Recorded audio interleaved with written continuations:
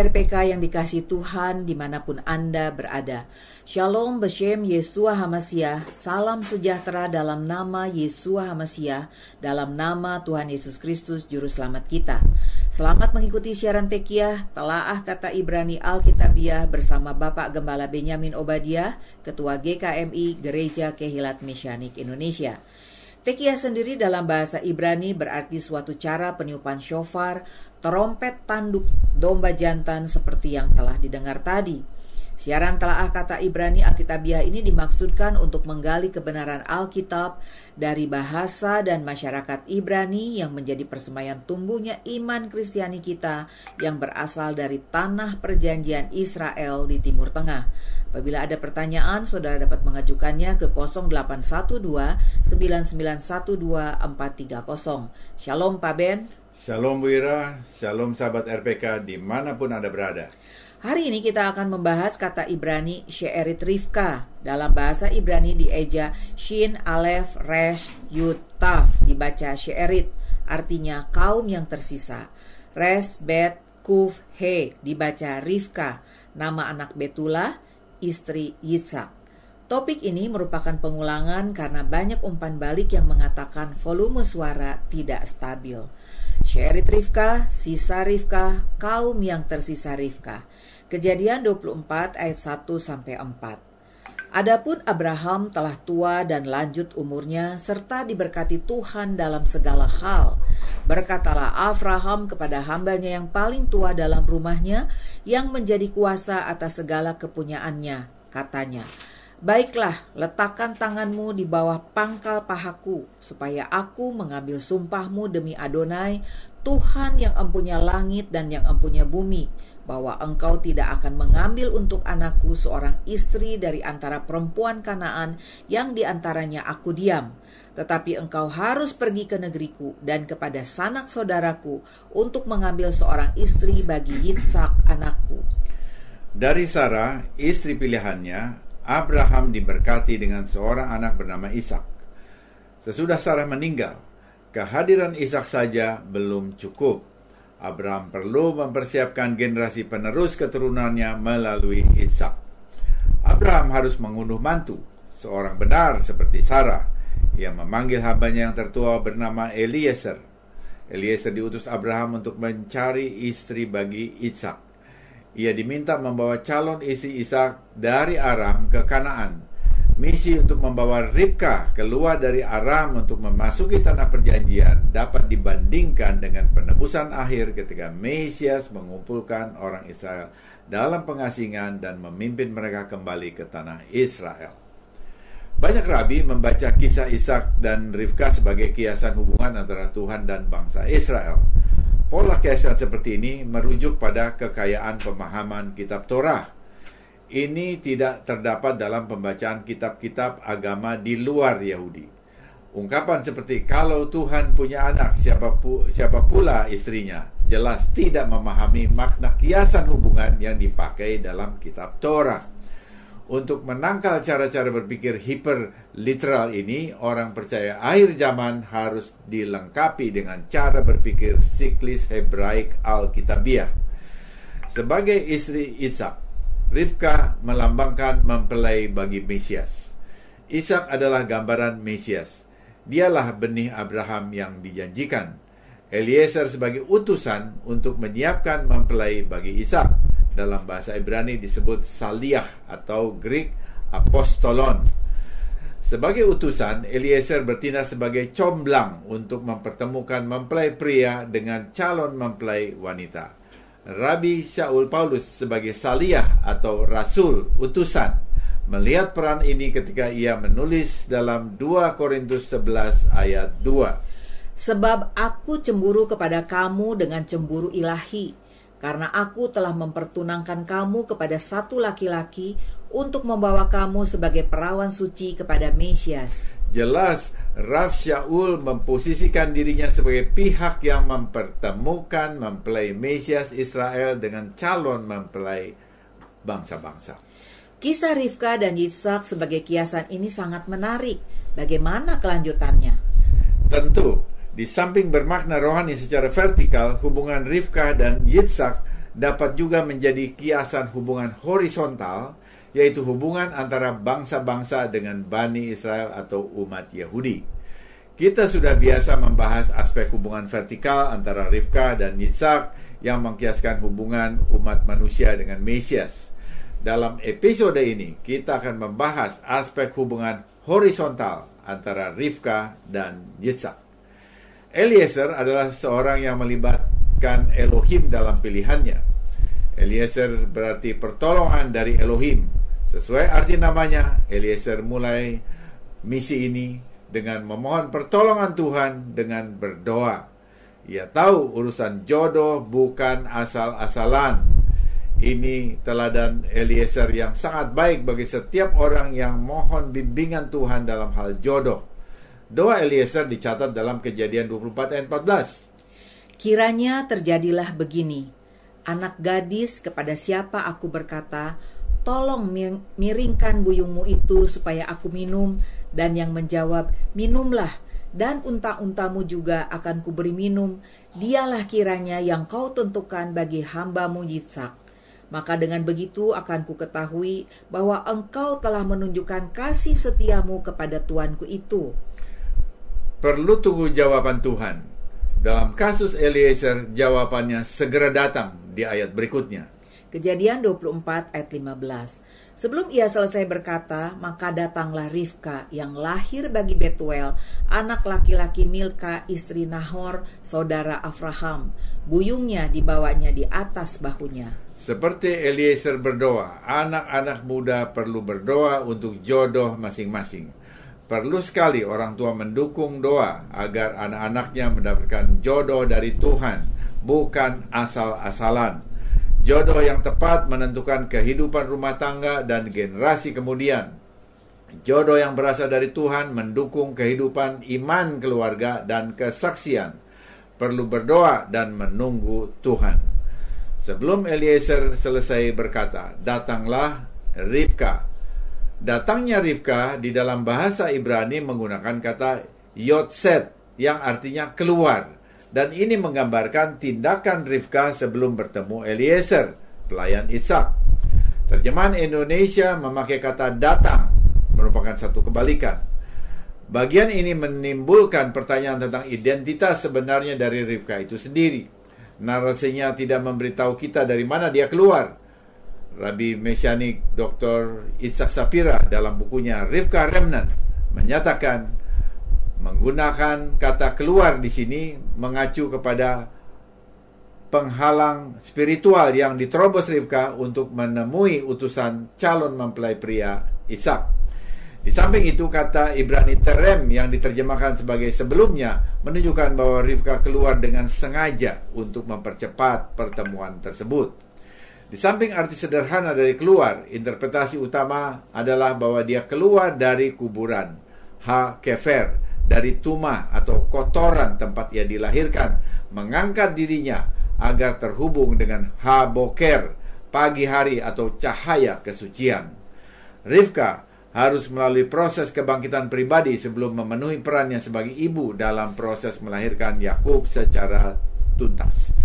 Di dalam nama Rivka ada rahasia besar perjalanannya untuk menjadi kaum yang terpisah yang disebut Seerit, kaum yang tersisa atau remnant. Ramat, seorang komentator Torah, menyatakan bahwa Rivka sendiri harus dibangkitkan dari kubur sebelum mengisi perannya secara penuh. Intinya, Rivka harus dilahirkan kembali dan dibangkitkan dari kematian sebelum menjalankan amanat agung ini untuk dirinya sendiri. Sungguh gambaran yang luar biasa tentang Seerit, yaitu yang tersisa dan kuasa kebangkitan yang ditemukan di dalam dirinya. Setelah Rivka menunjukkan bahwa ia perlu untuk pergi keluar, Rivka harus meninggalkan budaya berhala dan ilmu sihir untuk menjadi kaum yang tersisa yang memulai baru proses penebusan. Mari kita perhatikan baik-baik percakapan antara Betuel, Eliezer, hamba Ishak dan Rivka sebagaimana yang tercatat di dalam Torah Kejadian pasal 24. Ketika mereka bangun di pagi hari, Eliezer berkata, biarlah aku pergi kembali kepada tuanku. Tetapi saudara Laki-lakinya dan ibu Rivka berkata, "Biarlah anak gadis itu tinggal bersama kami, barang 10 hari. Setelah itu dia boleh pergi." Tetapi Eliezer berkata kepada mereka, "Jangan tunda aku, karena Tuhan telah membuat jalanku berhasil. Lepaskanlah aku agar aku dapat pergi kepada tuanku."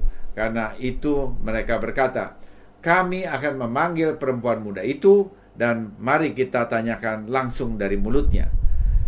Kemudian mereka memanggil Rivka dan berkata kepadanya, "Maukah engkau pergi dengan pria ini?" Dia berkata, "Aku akan pergi." Cida, seorang komentator Torah lainnya, menjelaskan dialog antara Betuel dan Eliezer mencerminkan keadaan kegelapan yang ada di dalam keluarga itu, dan Rivka itu ada di dalamnya, dan karena itu ia harus keluar meninggalkannya. Mengapa Betuel mengatakan, "Mari kita tanyakan langsung dari mulutnya," dan bukan tanyakan pendapatnya? Rumah ayah Rivka adalah rumah para ahli sihir. Mereka ingin menggunakan kekuatan sihir mereka untuk melihat apa yang akan keluar dari mulutnya. Kata-katanya akan menjadi tanda bagi mereka untuk bagaimana meraba masalah ini, dengan maksud melihat apakah pernikahan ini cocok atau tidak. Itu sebabnya mereka mengatakan jawabannya ada di mulut Rivka.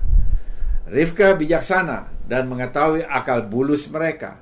Jadi dia dengan cerdik menjawab hanya dengan satu kata, "Eleh, aku pergi," dan tidak lebih. Dia melakukannya untuk tidak memberi mereka kesempatan untuk memasukkan keinginan mereka sendiri, guna menghentikannya pergi dengan Eliezer untuk menikahi Ishak.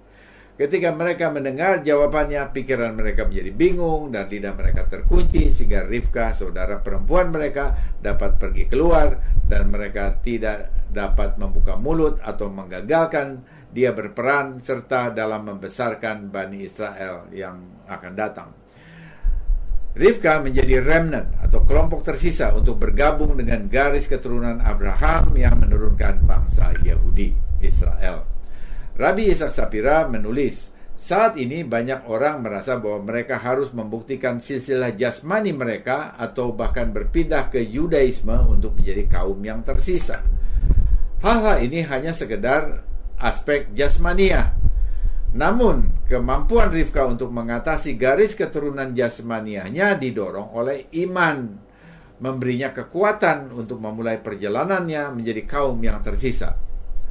Hal pertama, keunikan Rivka, saudara perempuan Laban orang Aram, dia memulai perjalanannya keluar dari tradisi penyembahan berhala keluarganya guna meletakkan fondasi jalan raya mesianik dengan kelahiran kedua putranya.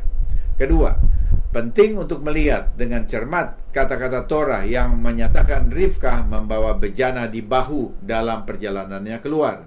Apa yang dilambangkan oleh bejana itu? Seorang komentator Torah berkata, bejana itu melambangkan anugerah, grace. Sekarang dapat dimengerti mengapa Eliezer harus pergi ke negeri asing untuk membawa Rivka sebagai bunga bakung di antara duri. Rivka dari negeri asing akan disandingkan dengan Ishak, membawa anugerah dan belas kasihan dalam dirinya. Rivka bahkan disebut bunga bakung di antara duri karena dia mewakili kaum tersisa dari antara bangsa-bangsa. Kedekatan remnan, kelompok tersisa dengan umat perjanjian Israel, dinyatakan oleh Rav Shaul Paulus dalam Efesus 2 ayat 19. Demikianlah kamu bukan lagi orang asing dan pendatang, melainkan kawan sewarga dari orang-orang kudus dan anggota-anggota keluarga Elohim. Siapa orang-orang kudus dan anggota keluarga Elohim di sini? Jawabnya, Israel. Bangsa-bangsa asalnya disebut orang asing dan disebut pendatang. Jelas adalah bangsa-bangsa yang diintegrasikan kepada Israel dan bukan sebaliknya. Kita adalah bagian dari bangsa-bangsa. Untuk berperan dalam proses melahirkan penebus, Rivka harus mengubah identitasnya sendiri menjadi bunga bakung. Keinginannya untuk mempercepat pernikahannya dengan berlari keluar dan menyela kata-kata Eliezer menunjukkan kesediaannya untuk mempercepat penebusan terakhir yang secara kiasan diwakili oleh pernikahannya dengan Ishak sang Mesias. agar Rivka mengambil perannya sebagai kaum yang tersisa, dia harus dibawa keluar dari lingkungan penuh duri oleh seorang utusan dari rumah Ishak. Demikian pula hari ini kaum yang tersisa dari bangsa-bangsa diselubungi duri-duri selama 2000 tahun cara pandang Helenis bangsa-bangsa yang cenderung antisemitis dan anti-Torah. Mereka tidak dapat keluar dengan kekuatannya sendiri. Disinilah peran Yudaisme Mesianik yang telah dipanggil dan diberi mandat untuk mencari bunga bakung di antara bangsa-bangsa guna mendukung kepentingan seluruh Bani Israel. Kaum yang tersisa atau bunga bakung di antara duri membawa atribut anugerah yang sangat dibutuhkan oleh Ishak dan atau juga agama Yudaisme. Orang Yahudi yang percaya yang disebut Yudaisme Mesianik secara kritis merupakan titik persimpangan. Kaum Yahudi Mesianik harus memutuskan apakah akan tetap tinggal di rumah Lavan atau Betuel, atau apakah mereka akan menyelesaikan misi melahirkan kaum tersisa dengan berkata, "Lepaskan aku kepada Tuanku," seperti yang dikatakan Eliezer kepada Betuel. Kesediaan Rivka untuk meninggalkan rumah dan lingkungannya menandakan proses persalinannya dan awal dari kebangkitannya keluar dari rumah kegelapan.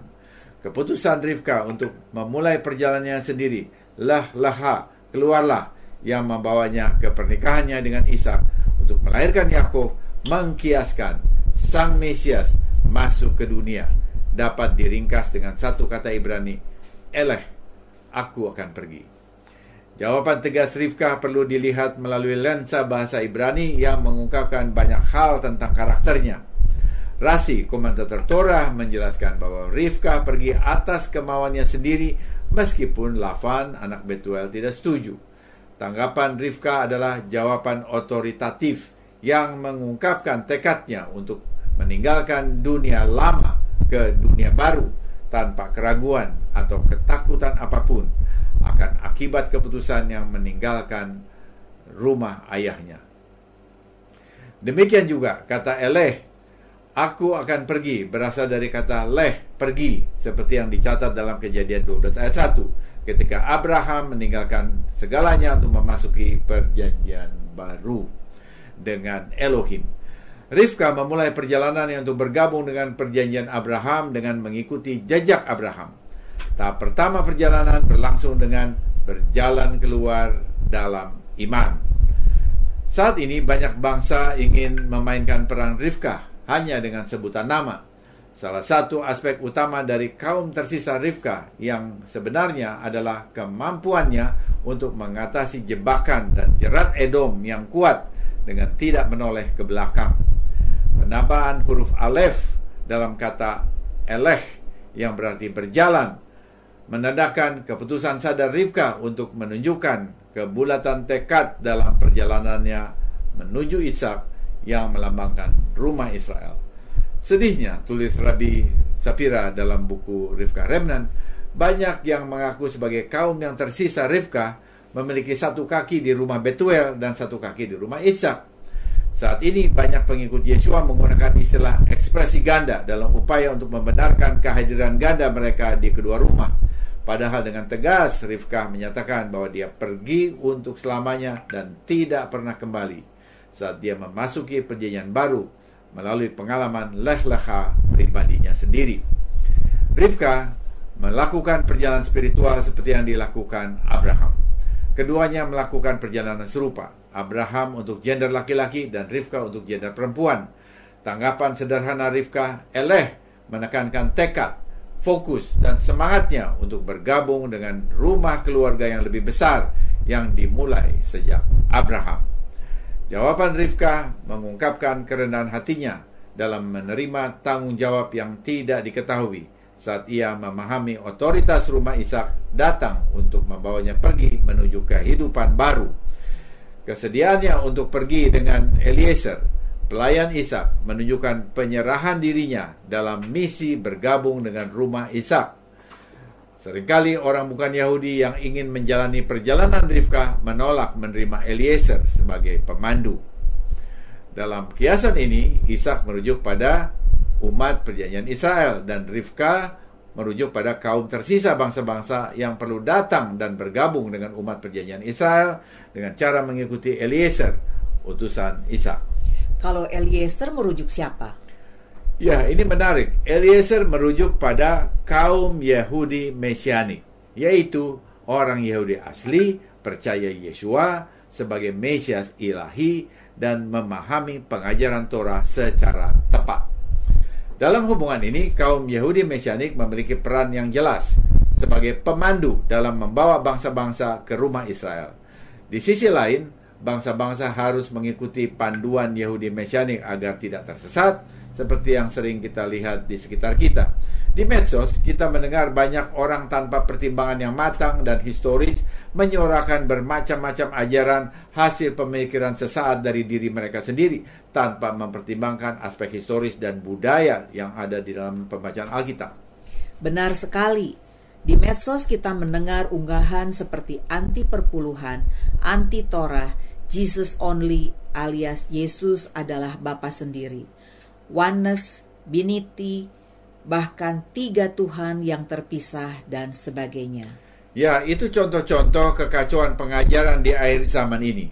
Dan inilah kita di sini kita melihat pentingnya kita memahami pokok-pokok iman Kristen dari akar Yahudinya, yaitu pengajaran para nabi dan para rasul murid Yeshua yang semuanya Yahudi.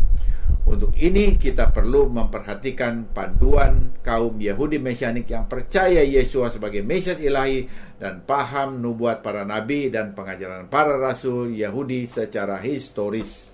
Saya mendengar Gereja Keilat Mesianik Indonesia akan menyelenggarakan konferensi Mesianik bekerja sama dengan Ahafat Ami Internasional.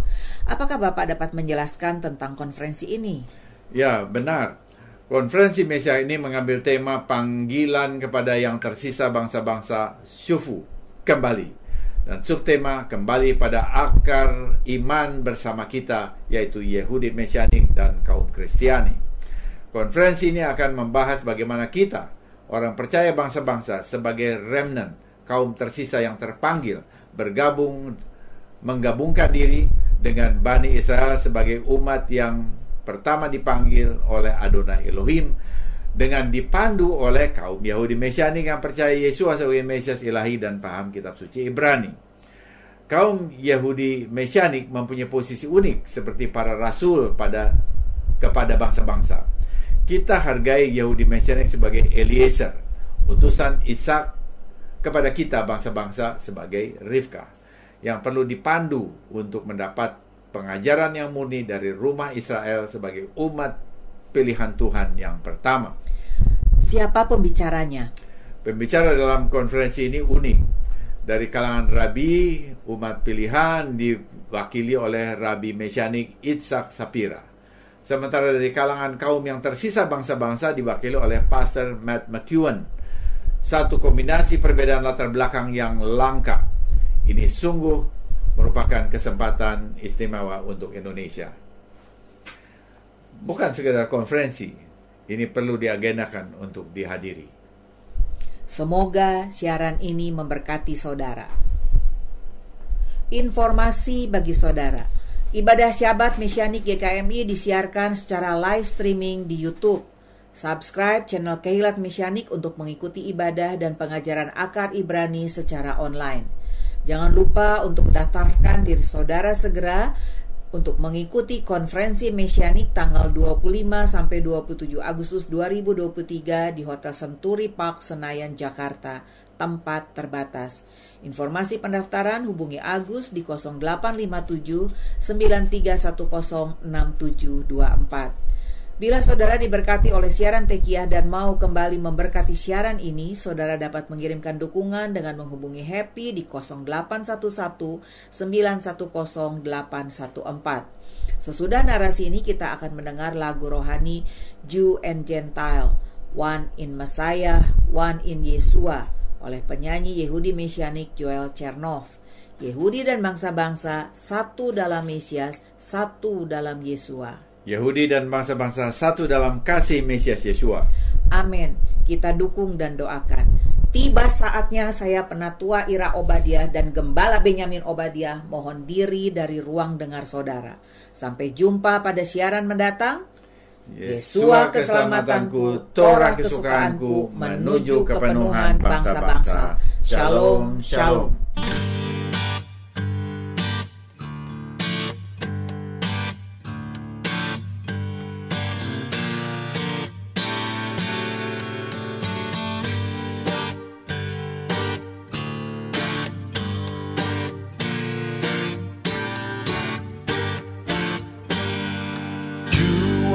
Gentile, one in Messiah, one in Yeshua, one in the olive tree. Jew and Gentile, one in Messiah, one in Yeshua's love. Jew and Gentile, one in Messiah, one in Yeshua, one in the olive tree. Gentile, one in Messiah, one in Yeshua's love. Help us, Father, to love one another with humble hearts, forgiving each other, heal our wounds, bind us together, so the world might believe.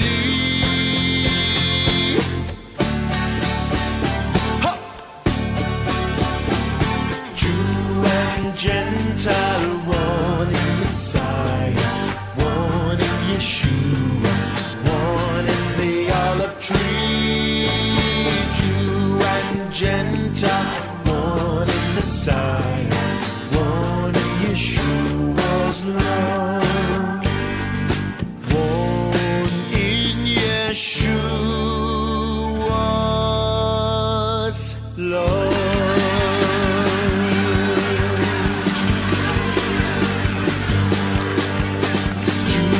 Gentile, one in Messiah, one in Yeshua, one in the olive tree. Jew and Gentile, one in Messiah, one in Yeshua's love.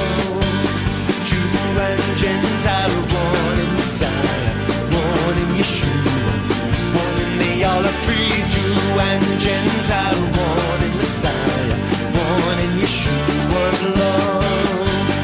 Help us, Father, to love one another with humble hearts, forgiving each other, heal our wounds, bind us together, so the world might believe. Huh! Jew and Gentile, one in Messiah, one in Yeshua, one in the olive tree. Jew and Gentile, one in Messiah, one in Yeshua's love, one in Yeshua's love.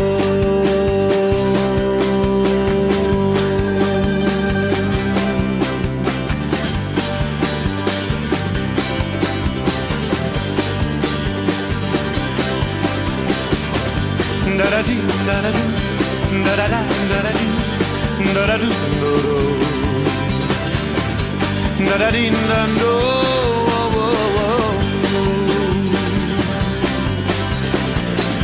la da dee da da da, da da do, da da dee, da da da da do, la da dee da do,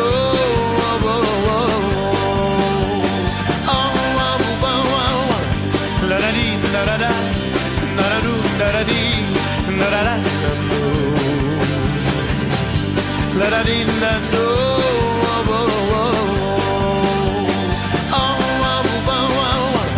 in Yeshua's love, one in Yeshua's love, one in Yeshua's love, one in Yeshua's love, one in Yeshua's love. Sing it all together. One in Yeshua's love, one in Yeshua's love, one in Yeshua's love. One in Yeshua's love, one in Yeshua's love. Oh, oh, oh, oh. One in Yeshua's love, one in Yeshua's love, one in Yeshua's love. One in Yeshua's love, one in Yeshua's love.